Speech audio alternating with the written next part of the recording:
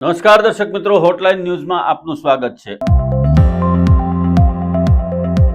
America અને Iran યુદ્ધ એમાં સાઉદી અરેબિયા અને યુએઈ પણ કૂદી પડ્યું હતું અને 25 માર્ચથી 31મી માર્ચ સુધીમાં આ બંને દેશોએ પણ ગુપ્ત રીતે ઈરાન ઉપર હુમલા કર્યા હોવાનો દાવો થઈ રહ્યો છે. આ અંગે સત્તાવાર રીતે કોઈ વિગતો જાહેર નથી થઈ, પરંતુ ઈરાનના જે રાજદૂતો છે એ લોકોએ એવું કહ્યું છે કે આ પ્રમાણેના હુમલા ગુપ્ત રીતે કરવામાં આવ્યા હતા. ઈરાન દ્વારા જ્યારે સાઉદી અને યુએઈમાં અલગ અલગ જગ્યાએ હુમલાઓ કરવામાં આવતા હતા અને ડ્રોન મારવામાં આવતા હતા, ત્યારે જ સાઉદીએ અને યુએઈએ સંયુક્ત રીતે ગુપ્ત હુમલા કરી અને ઈરાનને ઘૂંટણીએ પડવા માટે મજબૂર કર્યું હતું. એમણે એની સાથે વાતચીત પણ કરી હતી અને આ બંને દેશોના આક્રમક વલણને કારણે ઈરાન થોડું નરમ થયું હતું, કેમ કે એક સાથે 4 દેશમાંથી એમના ઉપર હુમલા થઈ રહ્યા હતા. આ હુમલા એટલા ભીષણ હતા કે એમાં ઈરાનને મોટા પાયા ઉપર નુકસાન થયું છે.